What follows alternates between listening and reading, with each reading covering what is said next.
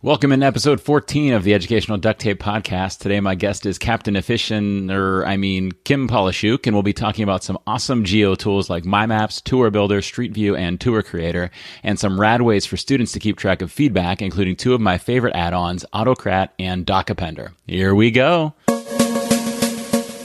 This is Casey Bell, host of the Shake Up Learning Show, and a proud member of the Education Podcast Network, just like the show you're listening to right now. The opinions expressed are those of each individual host. For more great podcasts, visit edupodcastnetwork.com. And get ready, because the learning begins in 3, 2, 1. Welcome to the Educational Duct Tape Podcast with Jake Miller. What is up, everybody? Thank you for being here. Thank you for pressing play on this episode. I hope you know how honored I am that anyone at all is listening, and I am so grateful for you, and I'm proud of you for doing something with the intent of leveling up as an educator and rewarding yourself with an occasional laugh here during this show. I feel like you're all my besties. I don't even know your names, but you're all my besties. So today I'm coming to you from a slightly different location. I'm actually in the guest bedroom at my brother and sister-in-law's place in their closet recording this episode because we took a nice little spring break down to Orlando and visited Universal Studios. We had an amazing time. We were muggles in Harry Potter land, but we had a wonderful time. My kids are huge Harry Potter fans, so it was a blast for them. Anyhow, speaking of you guys being my besties, we'll be hearing from some of my besties at the end of the show when I share some hashtag EDU duct tape tweets, an Apple podcast review, and a share from the Educational Duct Tape Flipgrid. Please connect on one of these three venues so that I can include what you share in a future episode. Thanks, bestie. Last week I mentioned an offer to send you some educational duct tape stickers. You could still claim your free stickers to proclaim your duct taper street cred by going to JakeMiller.net/sendMeStickers. Again, JakeMiller.net/sendMeStickers. You can either request that I send you a few dozen stickers to pass out at a conference, or just send you and a few of your real life besties some stickers. There are details at that site. Again, that's JakeMiller.net/sendMeStickers. Okay, guys, I have a confession to make. I had hoped to have launched GIF a Day registration a few days ago and, well, fell short of that goal. I think this little vacation to Orlando kind of had a part in that. Life got in the way, and I just haven't made it happen yet. It's coming soon, I promise, and if you sign up at JakeMiller.net/GIF-A-Day, you'll be among the first to know. I do expect it to happen within the 24 hours after this episode goes live. So if you head to JakeMiller.net/GIF-A-Day, you will most likely find registration there. If not, you'll find a link to sign up, and if you've already signed up, you might have even received an email at this time so that you can register for the actual GIF a Day learning opportunities. And again, this first one is about Google Sheets. And finally, I'm going to play the role of nagging mother here just for a moment. Are you ready? I've got to go into my nagging mother voice. Are you subscribed to that Educational Duct Tape show? You know that if you subscribe, you'll automatically get each episode, even if you're too busy the day it comes out. In all seriousness, subscribers is a big thing in the podcast world, so I'd really appreciate it if you just hit subscribe if you haven't done so already. Oh, sorry. Hold on. Let me just grab my soapbox from over here. Yeah. There we go. That's perfect. Climb up on there. Today, I'd like to talk to you a little bit about reflection. We all know that reflection is one of the most important things we could do as educators, and we know that if we're not reflecting, we're not giving ourselves the chances to make informed decisions moving forward, whether it be about instruction, assessment, the resources we use, the technology tools we select, or our practices as educators.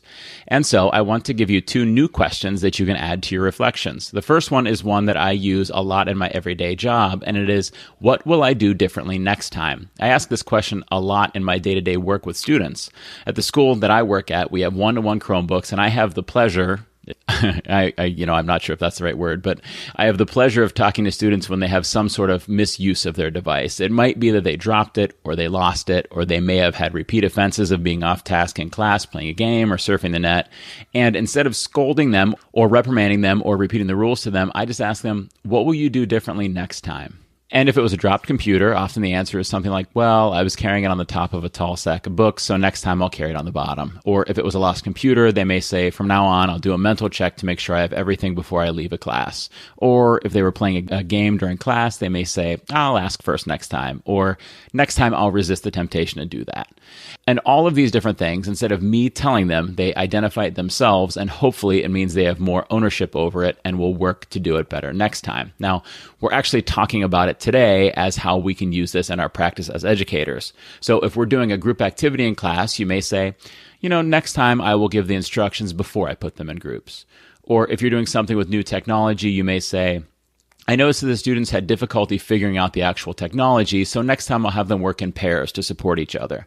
Or I noticed this lesson was a bit disjointed because there were so many different resources to click on, so next time I will put all of the resources into one hyperdoc. Or I observed that some students didn't watch the assigned YouTube video or didn't understand the YouTube video, so next time I will put it into an ed puzzle so that I can confirm that they watched and comprehended. So again, this big question is, what will I do differently next time? And it works best when the experience is fresh in your mind. And why not write it down to remember the next period or quarter or school year? Write that down, put it in your mind, and then you'll know it, what you'll do differently next time you confront that situation. The second reflection tool isn't a question, but a sentence starter. I actually got this one from a book by Jen Sincero. The title of the book has a swear word in it, so get ready to skip ahead if you have kids in the car.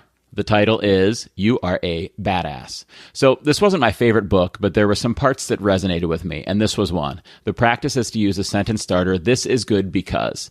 She talks about using it in reflection about everything that happens to you, the good, the bad, the great, the horrible. What positive can you find in all of them? How can you spin it for yourself to find the this is good because? Her example is getting a flat tire with your kids in the car. While she could easily mope about her bad luck and how they're going to be late to swim lessons or wherever they're headed to, she recommends thinking, this is good because my kids get to see how I deal with an adverse situation. And I think that rings true in education. When your projector bulb burns out or the internet goes down or the app or website doesn't work as expected, what good can come out of it? And often, I think, it's the soft skills that you have that your students get to observe you exhibiting. You're showing them that it's okay for things to go wrong, even for lessons to fail. It's brave to take risks and accept your lumps if they come. It's powerful for them to see you pivot and do things a different way. Maybe it's your students seeing you troubleshoot an issue or being brave enough to seek help from your colleagues. Our students learn so much from what they observe us doing, even if it's not measured on a standardized test. So again, what will I do differently next time? And this is good because. These are great for technology coaches and other educational leaders too. I often use these same things when I'm leading professional development sessions or when I'm presenting at conferences or at different schools. After I present, I think to myself, what will I do differently next time? And if something went wrong, I think this is good because, and then I fill in the blank. Reflect on how this goes, and then remember, E plus R equals O. You can't control the event, but your response can steer the outcome, and good reflection is the necessary tool for that to happen. Well, this soapbox is over, and this is good because it means that we get to hear from today's guest. Today's guest. All right, today our guest is Kim Pollishuke. Kim is a digital literacy consultant for the York Region District School Board in Ontario, Canada. She's a Google certified innovator, trainer, and educator. She is a keynote speaker and co-host of Shukes and GIF, the podcast. She's also a contributing author of Creating the Dynamic Classroom, a handbook for teachers. You could follow Kim, and you should follow Kim on Twitter at Kim Pollishuke. That's Pollishuke. You can also find her at kimpollishuke.com, and you can find their podcast at shukesandgif.com, and that's GIF with two Fs, pronounced with a hard G, not a soft G. And those will all be in the show notes as usual. Kim, how you doing today? I'm great. Thanks for having me. Yeah, it's so great to have you in. You already made a mistake, though, because you pronounced it. It is Shukes and GIF, but if it's on its own, it's pronounced with a soft G, but I'll let it go. That's okay. So right before we started recording, I said to Kim, when I read your bio, if I say anything wrong, please feel free to correct me. But that was not correcting my pronunciation of GIF was not an option. Well, all right. That's classic. So on the podcast, Shooks at GIF, Kim and her co-host Jen Giffen, who's actually going to be on Educational Duct Tape next week, tend to banter back and forth about the pronunciation of the graphics interchange format files, which Jen feels should be pronounced as her name, Giffen, and you just are cuckoo for Cocoa Puffs, and you pronounce it with a soft J, soft G, which is a J. I don't know. Well, I just pronounce it the way it's supposed to be pronounced, but we can. That's true. That's okay. That's actually factually correct. I just don't like it. You know what I'm going to do to start messing with people is I'm just going to start pronouncing JPEG, GPEG. I'll be like, no, it's a hard J. Really mess with everybody. That would be a good revenge. Good revenge. I'll get everybody. They'll be like, I think he's messing with us because of the GIF thing. I don't know. I'll say the creator of JPEGs pronounces it GPEG. We're supposed to do it. Everybody will be like, well, if the creator says so, I guess we should. That would be great if it caught on too. Right. All right. So Kim, I know that you're, I was looking at your calendar of where you're speaking at coming up soon, and there's a couple different spots in the near future. So if we're one of the, 26 or so listeners who listen the day this show launches, we're at 34 total listeners right now, by the way. It's growing. 34. Yeah. That's and good. about 26 people listen the day it comes out. So if you're one of those 26 people, where can they see you? So if you are one of those lucky people, who I'm sure that number will grow, you can see me, I think, this weekend coming up in Southern Alberta at the EdTech Team Southern Alberta Summit. I'll be keynoting there on March 29th and 30th. Okay. And then what if they wait? So there's about 3 or 4 people. I'm just extrapolating the statistics here. There's about 3 or 4 people who listen within a week of the airing of the episode. So if I listen within a week of the episode, where would I see you? If you listen within a week, you can jump over to the Indiana Summit. So I will be keynoting the Indiana EdTech Team Summit, and I'm really excited for this one. I have heard about this summit for the last few years. They go bananas there, like epic summit in terms of what the host does to put this event on. Nice. 2 years ago, they had the DeLorean on the stage. What? The DeLorean. Yeah, the DeLorean. And last year, I believe they had this whole army theme, and they had a tank on the stage, and army people coming out. And this year, oh boy, it was tailor-made for, well, not for me, but for my brother and for my friends, and I do love them. Superhero theme. So right. I'm sort of reworking the message a little bit in the keynote to involve the superheroes, and yeah, I'm really excited about that one. What would be your superhero name? Oh, wow. Okay, so I actually know this because my friend told me. If I was a superhero, I would be Captain Efficiency. Captain Efficiency? This is the lamest superhero ever. Because they say if you were a superhero, your power would be efficiency. That's a good superpower to have, but just like in a movie. Get me far. It'll get me wherever I go fast. Well, you'd be there quickly. I'll be there quickly. I'm picturing like in the Avengers when they have to battle Thanos, and so like all of the Avengers and like everybody from Marvel comes to help. You're like the first person there. I'd be the first person killed, but I'd be the first person there. Yeah, you're there 15 minutes early. It's just you and Thanos, and then Iron Man walks in. And he's like, "Who are you?" And you're like, "I'm Captain Efficiency." I'm Captain Efficiency. I made the Google Calendar invite and send it to you, Tony Stark. What would yours be? Oh gosh, I don't know. Would I be like, I don't know how I should theme it. Should I be like super GIF because I make all these GIFs? Or should I be like the Duct Taper because of the podcast? Oh, the Duct Taper is a good superhero name.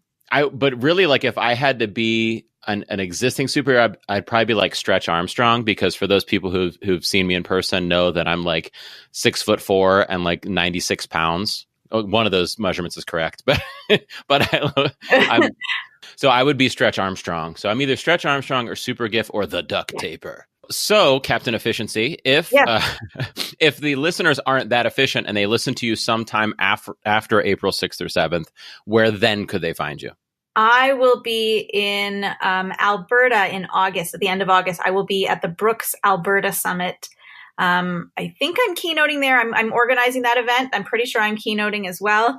So that's in Brooks, Alberta, and that's on August 22nd and 23rd. So if you're in the Alberta area, anywhere around there, we'd love to have you there. Awesome. And if any duct tapers are at any of those events, you have to refer to Kim as Captain Efficiency when you see her. I will have the biggest smile on my face. That'll be like comes up the to me, inside "Where are you, joke. Captain Efficiency?" Captain Efficiency. And everybody will be like, yay. Okay, as if we haven't been silly enough already, we're going to play a little game before we get started. So normally we either play 2 truths and 1 lie. Yeah. Or we play, I can't say the real name of this game because it's copyrighted. We play which of the following is less torturous. But today, we're going to play a game that was invented about a month ago when Sean Fahey was on episode, I think it was 6. And then his oftentimes collaborator, Carly Mora, was on episode 7.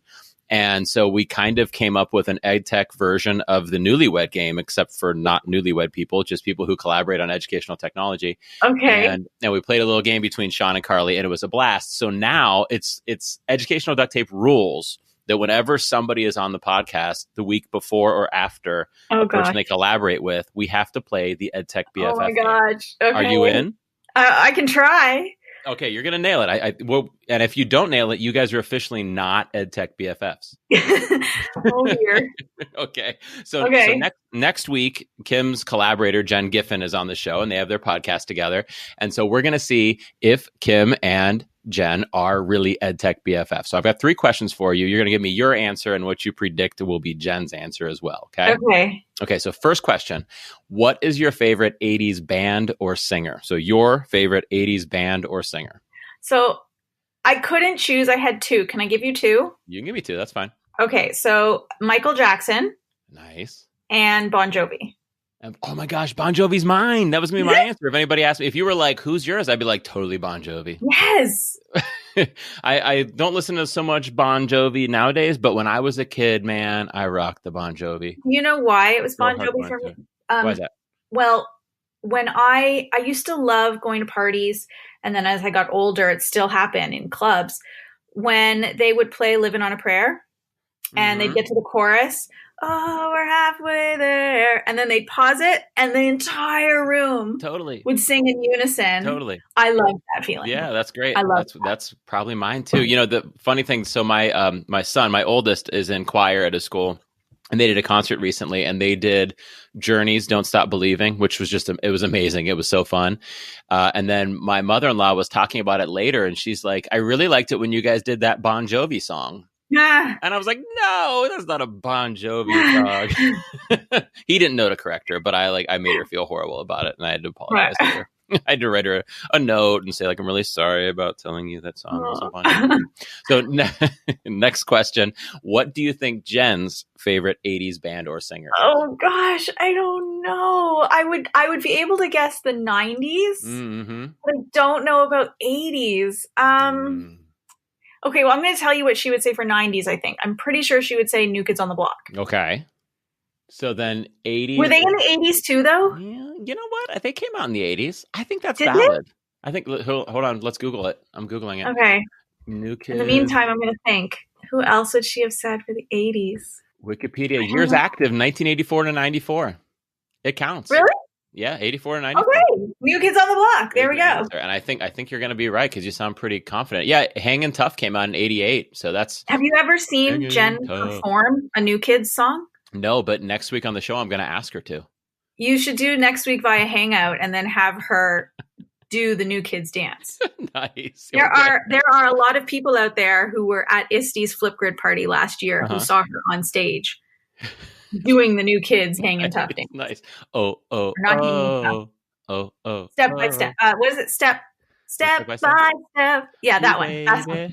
Yeah. Okay. Classic. Okay, so next question. What is your current Netflix binge? So it doesn't have to necessarily be Netflix. It could be any platform. But what are you currently watching on Netflix or whatever?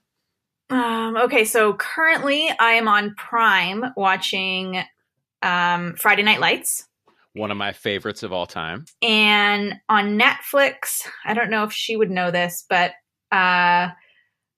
she might say that I've been binging Outlander. I'm finished it, but I talked about it a lot. Okay. I think she's going to guess West Wing. That's one you always talk about on your podcast. Oh my goodness. Okay, so here's the thing. You're in the States and I'm in Canada. I don't have West Wing on Netflix. Oh yeah, like Netflix thinks that Canadians don't care about it, right? Oh my goodness. So I mean, I've seen the whole series maybe 8 times through, and Wow. I do. It's my favorite show of all time. And there's the podcast, The West Wing Weekly, hosted by Rishi K. Sherway, I think he pronounces it that way, and Joshua Malina, who is from the show. I'm obsessed with it. It's on every car ride. So she may say that, not realizing that Netflix is not hosting West Wing in Canada. I think it would be a legal answer. So I like how you're really being easy on your buddy, and you gave her 2 different bands that she could possibly name, and now 3 different shows that she could possibly name. You're really stacking the deck for her. This is like an accommodation for her. Well, to be fair, we are on March break right now, so I've been binging a lot of stuff this week, and she might not know it. Nice. Okay, and last, I got to ask you what she's binging. So what would you guess that she is currently watching on Netflix or Amazon Prime or library DVDs or whatever it might be? Oh, dear. What is Jen watching? I have no idea what Jen is watching right now. I would, okay, so I don't think she's binging anything. She binges podcasts more than she binges Netflix, but I know she was watching Outlander.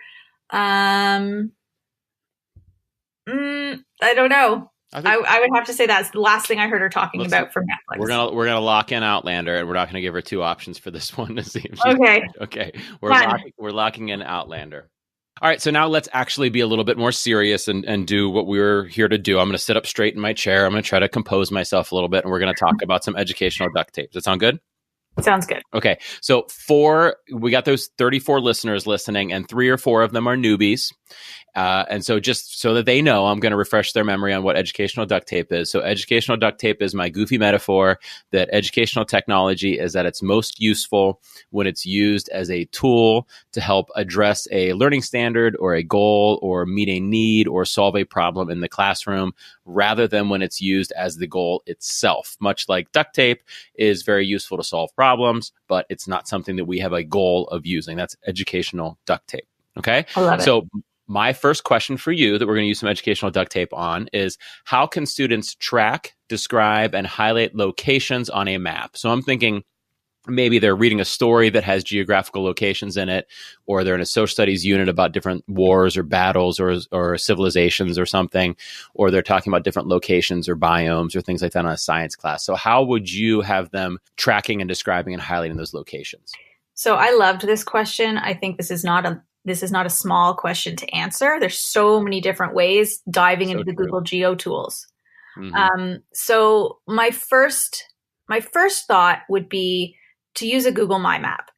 So just like there's Google Docs, Google Sheets, Google Slides, there's also Google My Maps in that new menu in Google Drive. And when you open it up, you have a map that you can then plot locations on it. Mm-hmm.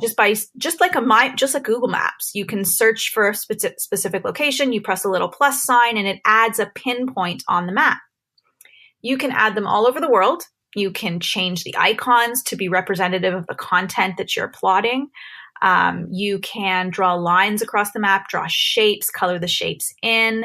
You can do so many things with My Maps. So that would be my first suggestion.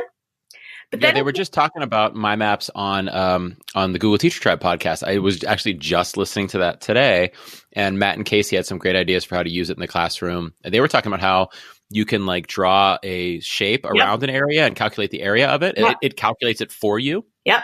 Matt had this really cool example of how he would look at an area and maybe find out what ratio of it was grass to what ratio was wooded or something like that. And that was a really cool example. So yeah, My Maps is awesome. So what else? So if you want to get beyond My Maps, actually I should stop for a second and say with My Maps, if you want to follow an expert on using My Maps in the classroom, you should follow Donnie Piercy. So he's at Mr. Piercy, and he is my guru for all Google Geo things, especially with Google My Maps. He has a spectacular website that is filled with resources. So if you are the teacher who asked this question, you want to follow him. Okay, and I'm going to put his handle in the show notes for everybody. Yeah, he's also a co-host of the Partial Credit podcast. Yep. Okay, so beyond Google My Maps, I love using Google Sites for storytelling, but so not just for a regular website, but if you use Google Sites for storytelling, you can embed 360-degree photographs from Street View right into Google Sites so that your stories become interactive. So let's say you're looking at, I want to map all of the locations from a story that I'm reading. Rather than do it in a My Map, which is still fine, you could be doing it in a Google Site and then pulling the embed code from from Google Maps. Okay. And then embedding it right on a Google Site. Did you want me to explain how to do that? Well, yeah, you know what? Walk me through it because I'm doing it because I never knew you could do it. So I just searched up my address, and so I'm at Street View. Okay, so now I've got the Street View up of my house. It looks wonderful. It looks like I mowed the lawn that day. So now what do I do next? Okay, so do you see on the top left corner the 3 Timbits? 3 Timbits. Nice. Okay, go ahead. 3 dots. Click on those. Okay. And do you see an option for, I have to do it with you, I think it's share or embed? Correct, yes. Okay, so click on that. And then what you get is an embed code. Yeah, I get send a link or I get embed a map, and then on the embed code. Okay. So copy the embed code, and you can change the size to whatever you want. There's small, medium, large, I think, or you can customize it. I like to stick with medium. I find that it doesn't make your site lag at all, I like to stick with medium. So once you take that embed code, if you embed it in a Google site, once you preview the site or publish the site, that becomes an interactive picture where you can actually spin it around. Oh, that's super cool. So then the kids could then on their site add some kind of information kind of around that map, like some text to introduce it or a video to introduce it or, whatever they might want to do to introduce, to go along with that location. But then it's actually a 360 location they could work with.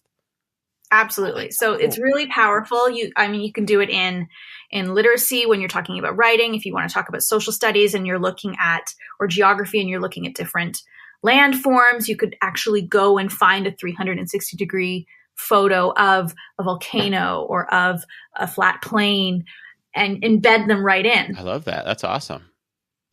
Yeah, very cool. And then and also because it's a link too, we could also then take that link and put it directly into Flipgrid or Pear Deck or Nearpod or something like that, and send students in a lesson out to it. But I really do like the idea of putting on a site where it's already there and draggable and ready to go. Yeah.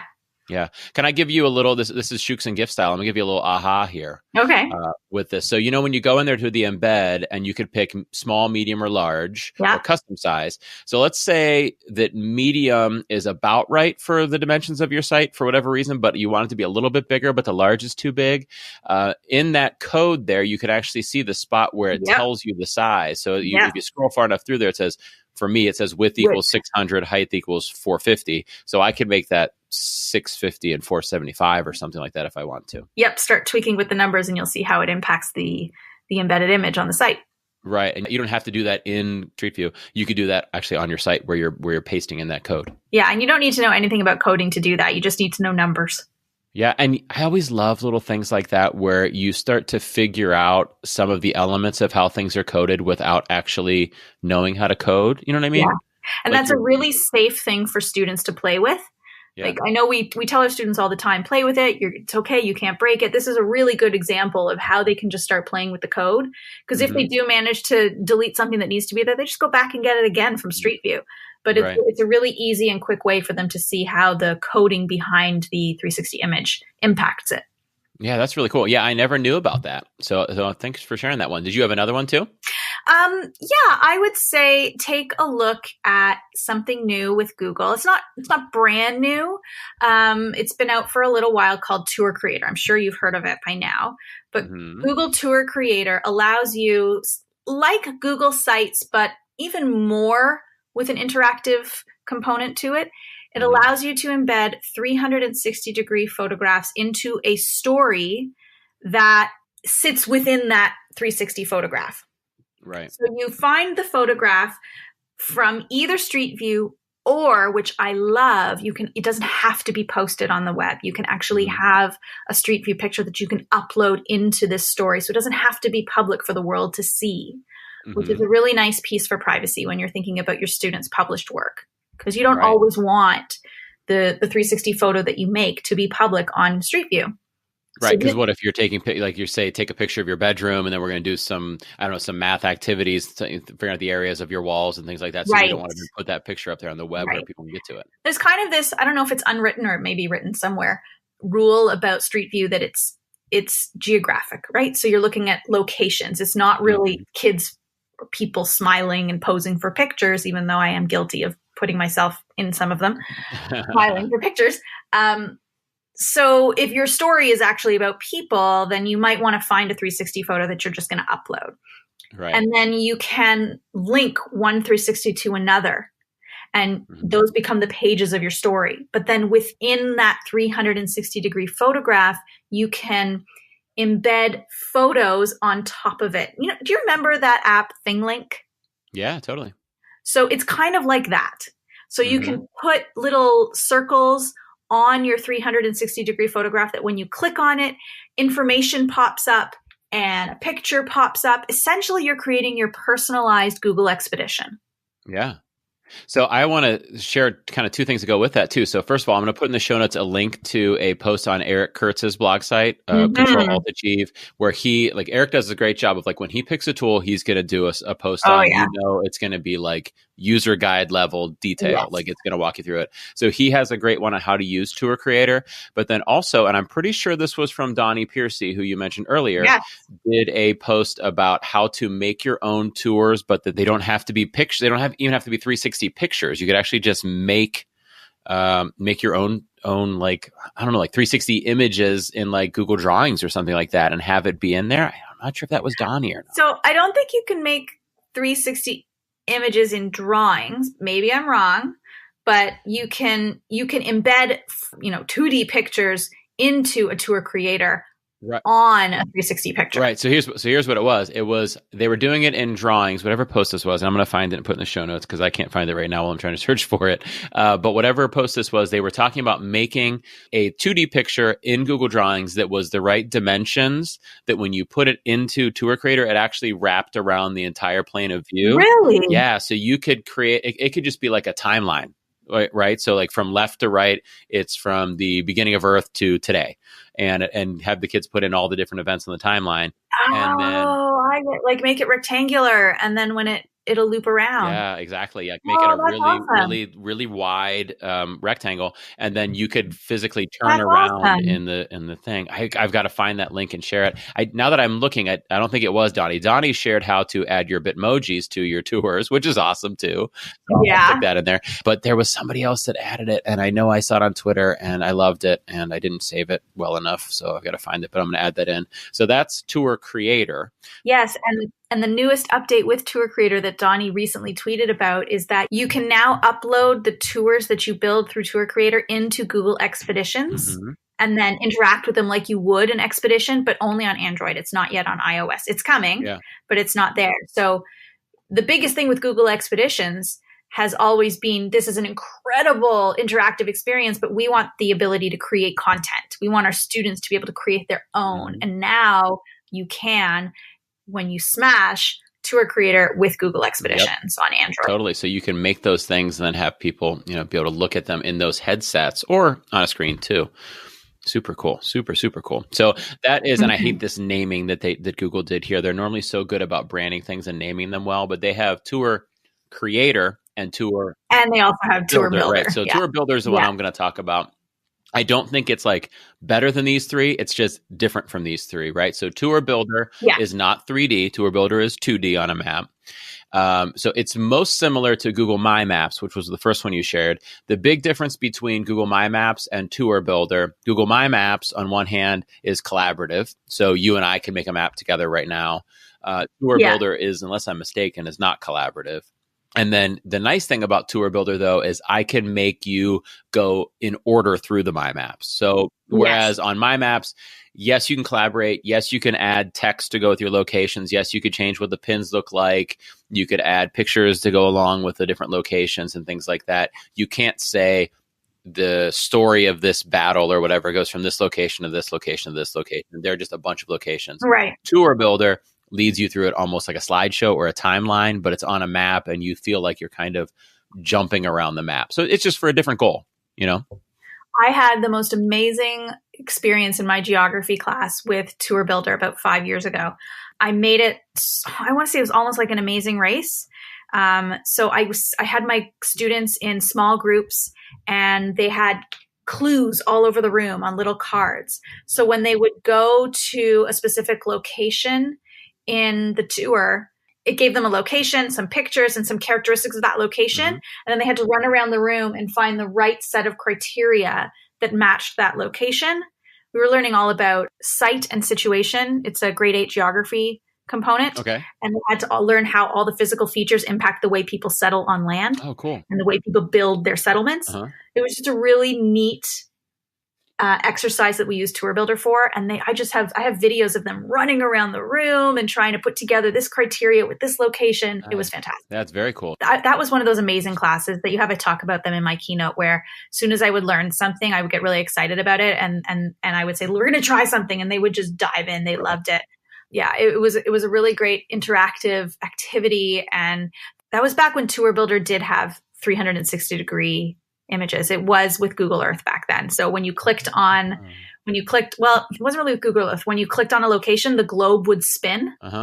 And then it would zoom all the way in. I don't think the globe spins anymore. No, you don't see it from all the way out, but I just opened it up. I wonder, can I zoom? No. Yeah, you can only zoom. Like if you zoom all the way out, you see like the Earth as a flat, like the flat earthers are going to love this. You see the Earth flat as a long rectangle, which is. Yeah, I think since Tour Creator and since Google Earth has become what it has become, they've lessened the capabilities of this tool. Yeah. But it's still a worthwhile tool to explore. Actually, if you zoom all the way out, you see like 4 Africas, like four of everything. It's really odd. Why would they do that? I don't know. That's odd. Okay, so I think we have talked about all the geography tools possible. Actually, that's probably not true. We haven't talked about all of them. Not even close, but we've talked about some good solutions for that question. That is the truth. So let's move on to a different question. So this one is your turn.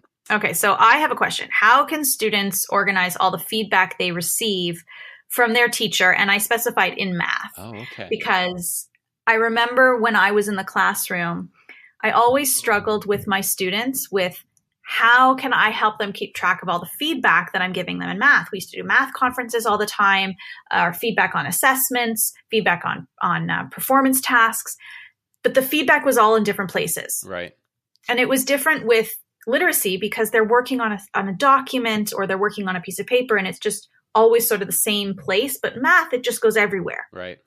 So I went through this whole journey of how can I figure out a good strategy for my students to organize the descriptive feedback that they get so that it becomes valuable to them to the point where they want to return to it, read it, reflect on it, use it so that they can progress. Mm-hmm. So let me share mine, and then I think yours is going to be we're going to share it from different aspects. Does that sound okay? Okay. Yeah. So I always think if you're trying to organize feedback, I think the ideal way to do that is a digital portfolio of some sort, because the key part about organizing feedback is because you want to be able to see it later, and when you're looking at it, you want to be able to see your growth. You want the kids to be able to see their growth, right? Yeah. So I think a Google site is a great way to put everything there and model it over different stages, right? So when I work with English language arts teachers, what I normally teach them to do with Google Sites, if that's what you happen to be using for your portfolios, is to not only put the documents there, but put the documents at different times. So what I tell them to do is, like, when the student writes the rough draft, then make a copy of that document. And I wish you didn't have to, but this is kind of the only way. Actually, I guess you could now save the version history as new versions, right? So yeah. So you can make a copy. So I guess you can do this afterwards. So after the whole process is done, you could save the rough draft version as one document titled rough draft, save the feedback version as one version called feedback, and so on, and then put those all into one vertical page so the kid can kind of look at it, vertically scrolling down. The one tip I always have to give is when you embed a doc onto a Google site, the comments don't show. In the embedded version. So I always say, if your goal really is to model the writing process, let's say, on the site, then you're going to want to put your comments as like colored text in the document so that they show up on the site. And that's not the best workflow otherwise, but we don't say like, this is the best way to do feedback. We say this is the best way to do feedback based on whatever situation I'm in. And if that's your situation, then that becomes the best way. So I guess with math, then, assuming that the student is using pencil and paper most of the time, then they could just snap pictures of it, maybe with the teacher feedback on it, and put it onto the site. But the important part too, then, is to maybe maybe either type in or voice record in some actual like reflections on how they did and what they'll do differently next time and what they learned from the experience, and kind of have that whole process on the site. What if they snapped a picture of it, put it into a Google Drawing, and then did some drawing on top of it with their reflections? Yeah, I love it. They can embed that in there. Yeah, totally. So anything like that where they're showing reflection happening, they're showing mistakes being made and reflecting on where the growth is, and they're somehow getting the teacher feedback in there too, I think would be a really great way to see that growth over time. Right? I like that. I'm betting that Captain Efficiency has a super efficient idea for this. Does she? I think I do. Yeah. Okay, I'm ready. Let's hear it. All right. So here's how I got to this. First, I was giving my students written feedback on their assessments, and then the assessments get, thrown in a bag or their desk in their locker, and they're gone. So when it comes to the next assessment, they have nothing to refer back to. No, they wouldn't do that. And then I had this brilliant idea. I'm going to type up all of my feedback in a Word document, and I am going to cut strips with all the comments and staple each student's strip to their test. That way I have the feedback saved in a Word document and they have it stapled to their assessment, which still gets left in their bag or their locker somewhere in their desk or on the floor. Right. So I have it all, which is great. They still don't have it. Mm-hmm. And then I found out about this Google Forms add-on called Appender. Mm-hmm. So Appender is a game changer for me in math. And also I know that it's been a game changer for a lot of early years teachers. Here's the concept. If you create a Google Doc for each student in your class that's blank, it just has their name in the title. And then you open up your Google form and you put in a few questions like student name, strengths, next steps. And before that, I would probably put in focus, like what strand of math we're working on, and then type of assessment. Was it a conference? Was it a test, a quiz? And the key is when you run Appender, instead of typing in the names under the name question, like don't type in all the names of your student. When you run Appender, it pulls in all of the file names into the name question. So if you have titled each of those Google Docs with your student's name, all the names will then appear in that name question. Mm-hmm. So when you fill out your Google form and I pick Karen from that list, whatever I fill out in that form will not only end up in my spreadsheet, but it will also push to Karen's Google Doc. So that if I share that Google Doc with Karen in my class, then Karen has access to all of the feedback in one place throughout the year. So every time I do an assessment in math, yeah, of course, I'm circling some things on their assessment. I'm making notes there, but the overall strengths and next steps that they need to concentrate on for improvement, I will have in my Google Sheet, and it will always go into that same Google Doc appended at the bottom.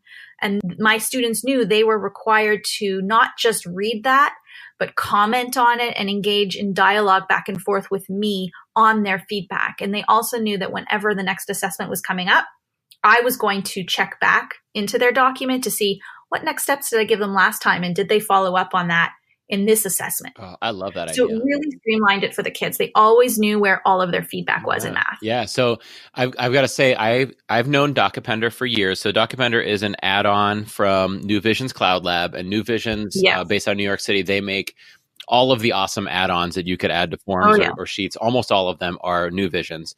And I've been aware of Appender for years, and I've trained people on how to use it, but I've never really had a really good use scenario until I heard, I don't know if it was you or Jen, I assume it was you since you're naming it now, mention it probably on your podcast at some point in time. And I was like, oh my gosh, what a great idea, because then each student has their own document, right? Yeah. And it doesn't get lost in the book bag. It doesn't get thrown away. It's not like, what's the name of the file again? Because it's always the same file, right? You don't have to reshare it or resend it. Exactly. It's literally always that same document. So the teacher, just at the beginning of the year, probably what do you think for one class to set up Appender and get it up and running? Maybe half an hour or something? What do you think? Well, there's a couple different answers to that because it depends on your level of readiness. Right. There's a few different ways to create all those documents. So there's the slow way, which is create a document, make a copy, create another document, select both, and then they're duplicated exponentially. Right. So that might take 30 minutes. Right. But if you know how to use some other add-ons like Autocrat, if you're familiar with that tool, you can create the documents in seconds, but you have to know how to use Autocrat. Right. If you're a Google Classroom user, you can create the documents in seconds as well. But the catch with creating them via Google Classroom is that the student is the owner of the document. So whenever you push something out and make a copy for each student in Google Classroom, the student is the owner, which may not be an issue. But the workaround is ask your students to transfer ownership of the document back to you. By turning it in. So that way the teacher owns it and can't risk having her own comments deleted in the process. And then the next way is actually credit to Jen, because she created an add-on called, I want to say, Name Those Docs. Yep. And it will very, very quickly create all the docs you need for Doc Appender. She created it because we were struggling to help teachers with the complaints of, oh my God, I have to create a doc for every kid. Right. For a teacher in secondary school, that could mean 120 documents. Right. And that takes time. So she created that script for Name Those Docs. And we can link to all of the tutorials for all of those things in the show notes. Yeah, totally. So I love your point of like, it depends on what you're willing to do to get it done, right? And I like that even though when you were sharing the kind of the basic option, which was to go and manually create those documents, that you said instead of like, you could just go create one, duplicate it, create that second one, duplicate it, create the third one, and then duplicate. No, click Control or Command A, select them all and copy. Right. So you create one and then you duplicate to make two, and then you duplicate those two to make four, and then you copy those four to make 8, and then you've got all of them. And then you just go back through and rename them. And the nice thing too with renaming those is if you're in Drive and it's all in the same folder and you click on the first document, don't double click on it, just click on it once, and then click the down arrow once to get down to the next one. The keyboard shortcut for renaming something is N. Yes. And so just go down one, click N, type in the name, enter, down one, and type in the name, enter, down one, and type in the name, enter, and so on.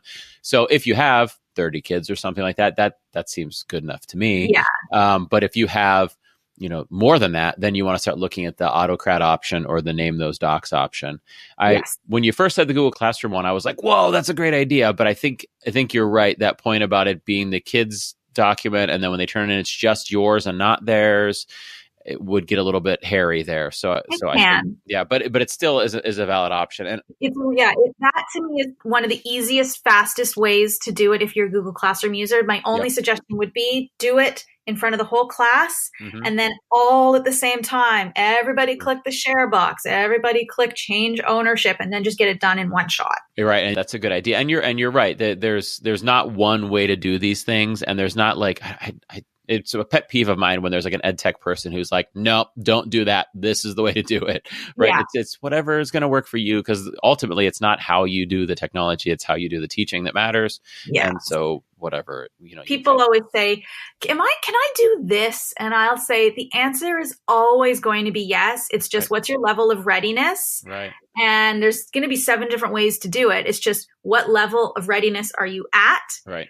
Because there's going to be different ways to tackle something. Right. And not just, what's your level of readiness, but what's your end goal for what you're trying to get to there, right? Are you So like if we're thinking back to the maps one and they say, can I do this mapping activity with this? And they say maybe my maps, but it's something that, it's the Oregon Trail and they're trying to go and order through the destinations and see if they get, I don't know what malaria as they're crossing the river. You say, well, yeah, you could do that, but you might want to do Tour Builder because it does this. Yes. So it's always a thought of like, yes, you could, but are you ready for that? And what are you trying to get to? And will it get you there? It's like, which piece of duct tape do you need for that particular problem? That's the problem with my metaphors. There's really only one type of duct tape. Well, maybe there's pink duct tape and blue duct tape and silver duct tape. Maybe there's different colors. So I have some duct tape with some flames on it. For that particular question.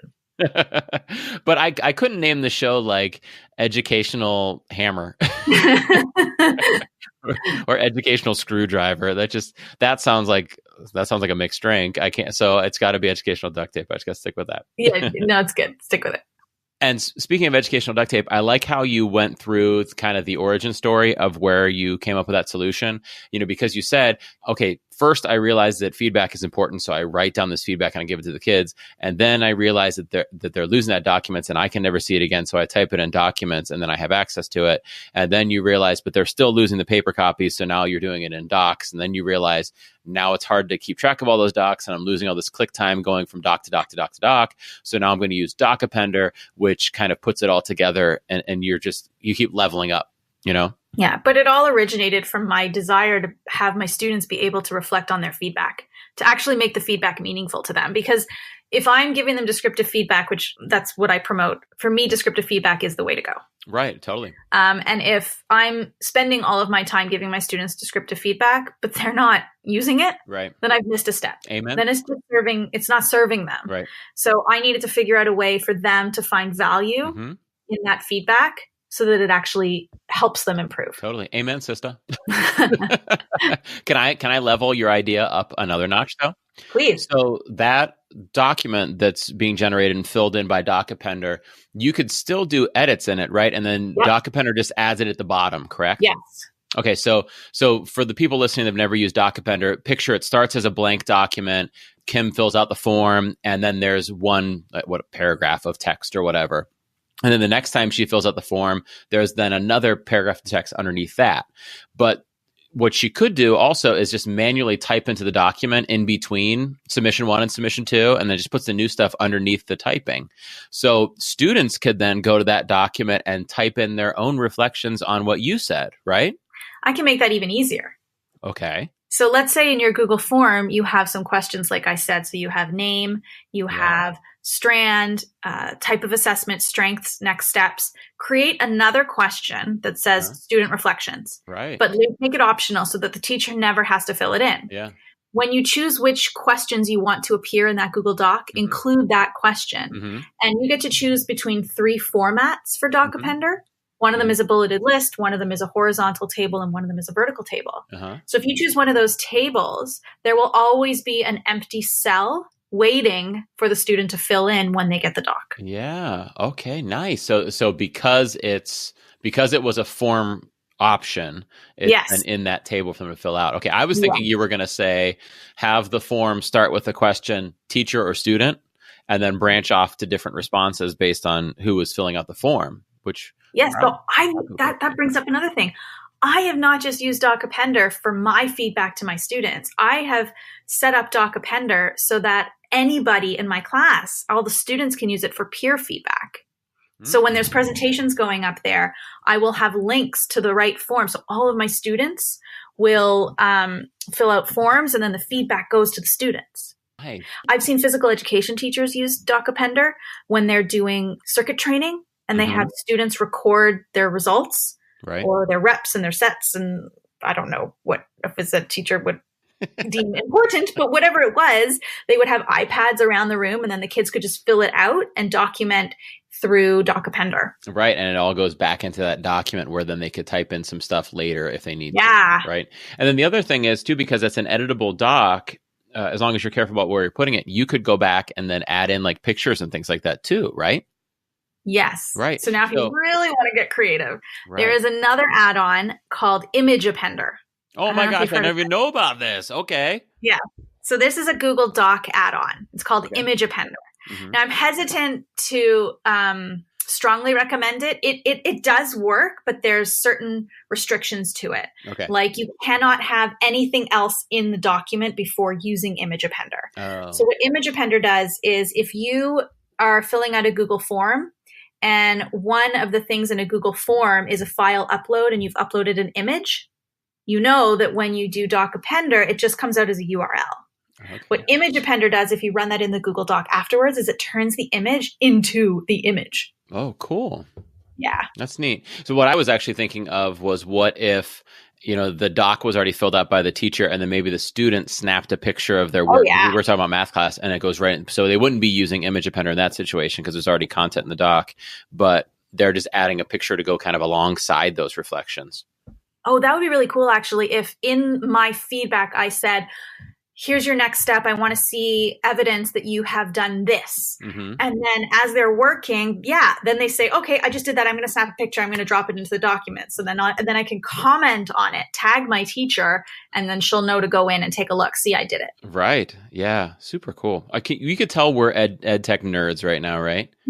But this is getting me excited. Right. But it's more that we're pedagogy nerds because we're not excited so much about the technology. We're excited about what we're like achieving for the classroom kind of thing for the students. Yeah. That's a new way. I haven't actually thought of that one, how they could make their thinking visible and document their own learning, which I've talked about with Appender before, but never through the photo aspect. I really like that. Right. It'd be interesting to see how you could kind of work that out. Somebody's going to try it and they're going to send us pictures of it on Twitter.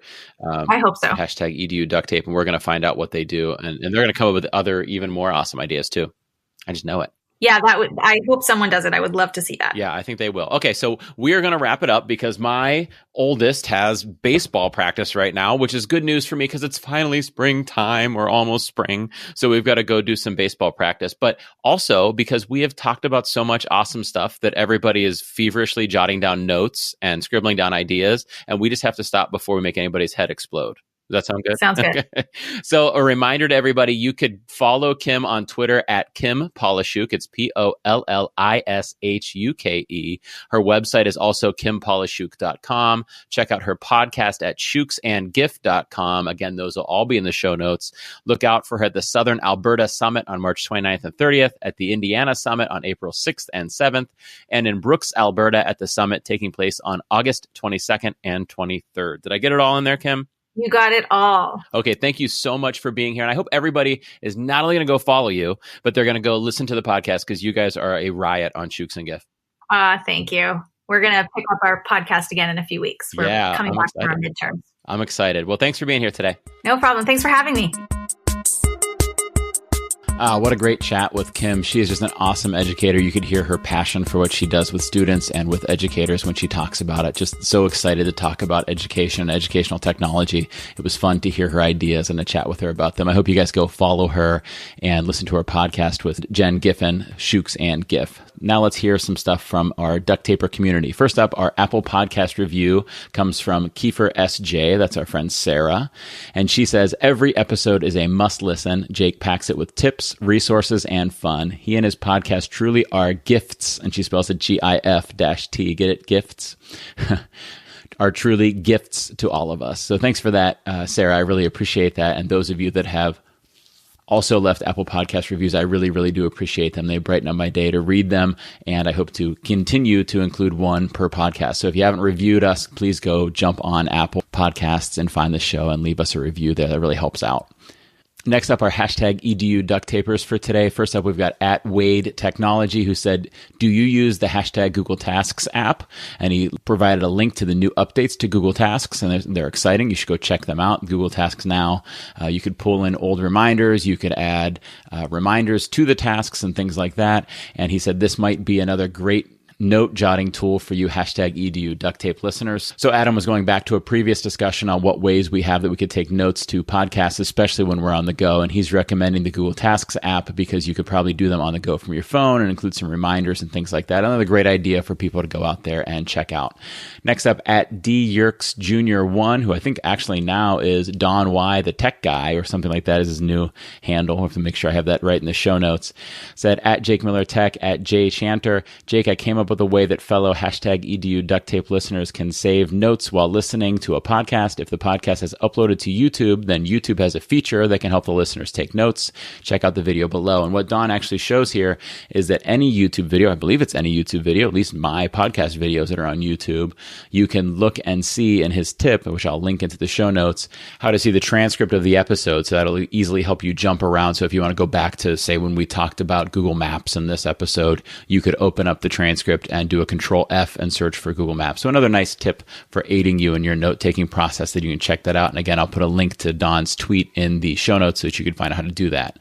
Next up, at Gallagher_Tech said this #edu duct taper was confused while listening this morning to the latest episode of at JakeMillerTech's #edu duct tape podcast. I don't think Elmer Fudd was present. I think it was Dr. Phil. The soapbox moment of adjacent possible theory got me thinking. And then Dan later shared a post about his own adjacent possible moment there. I think he's right. I don't think that my Elmer Fudd was really an Elmer Fudd. I'm not sure it was Dr. Phil either. It was a goofy voice though. Next up, at our booth 1024 says, total Miss Molly romper room moment this week. Thanks again for the great #edu duct tape ideas. Rich is not the first person to point out the end of the episode being a little bit like the old Miss Molly romper room situation where people got called out as being the winner or the wiener, as she seemed to say. I always remember that.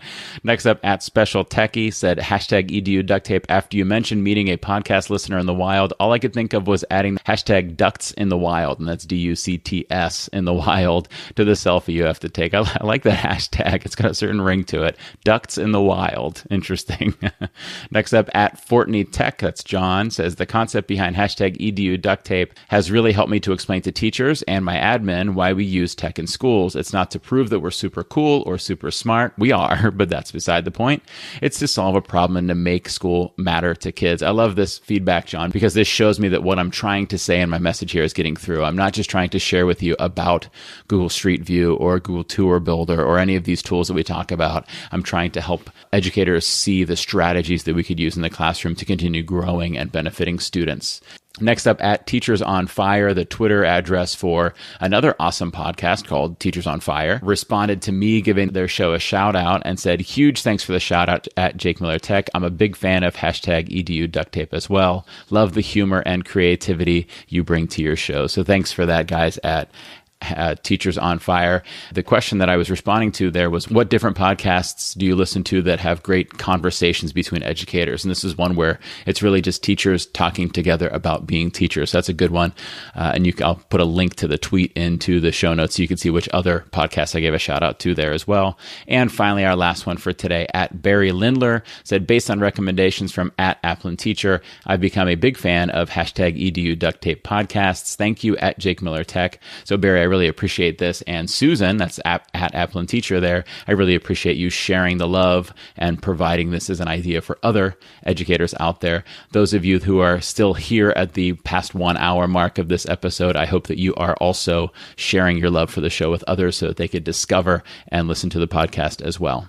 Well, I hope that I'm not hurting your ears now, but I am back home in the normal #edu duct tape offices, which is actually just a desk in the corner of a room next to a Lego table, rather than in my brother-in-law's closet of the guest room in Orlando, Florida, finishing off this episode. And for whatever reason, the sound is much better in this room than it was in that room. I don't know what I was doing wrong, but hopefully I'm not hurting your ears and it doesn't feel like I'm shouting to you right now. But I do have a few things to finish up before this episode hits the presses. And first of those two things are the new #edu duct tape tweeters for this week. And they are at Andrea Raven 32, at Bryn MJ99, at Don Y Tech Guy. There's Don's new handle, at Dr. Nick Nalu, at EdTechJ, at Phineas Tech, I hope that's the right way to pronounce it, Justin, at Global Tech Ed, at JG Liebhaber. Guys, I don't know. I feel bad if I'm mispronouncing your names. At Katie _ and speaking of mispronouncing your names, Enneking, at Lori _ Canada, which I pronounced right this time, but just wait till you hear next week's episode with Jen Giffen, at Mr. Offringa, at Reichard Sarah, at Teachers on Fire, at Tech Teach GB, at Thurndot or T Herndot or TH Erndot. I don't know. At We Got Tech Ed. And finally, our #edu duct tape Flipgrid response for the week. Actually, you know what? Before I play it, I've got to tell you guys, I'm running out of Flipgrid responses to play here in this segment. So this segment's going to have to go away sooner or later if you guys don't start submitting some stuff for me to play in this segment. So go to flipgrid.com/edu duct tape or go to eduducttape.com and click on the Flipgrid link and then submit your feedback for the show so I can play you right here and you can hear your own voice and tell all your friends, look at me on a podcast. Oh my gosh, you guys. But anyhow, this week we get to hear Abby Thomas, who we've heard before. We need some new voices on the podcast. Abby is a rock star educator, but we need some newbie duct tapers here in this segment. But here goes Abby. Hi, I'm Abby Thomas from Alabama. I am a tech integration specialist for DeKalb County Schools, and I have really enjoyed listening to the EduDuct Tape podcast. I really like the playful banter that it has, the great information, and just the casual feel of the whole podcast. Keep up the good work. Thank you so much for the feedback, Abby, and for being an avid and dedicated listener and friend of the podcast. That does it for episode 14, folks. Thank you for sticking around. Thank you for being here. Thank you for Kim Pollishuke for being a guest on the show. Please remember to subscribe to the show. Please submit at jakemiller.net/send me stickers if you would like me to send you some stickers. Please go to jakemiller.net/gif-a-day if you'd like to participate in the GIF-a-day learning opportunity. And go to eduducttape.com if you'd like to contact me about the show. And I will see you all next week. Have a great one. Peace out.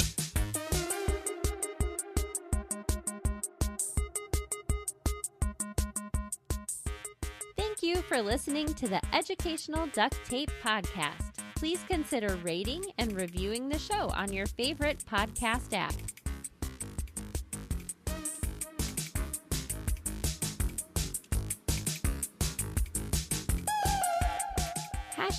#EduDuctTape.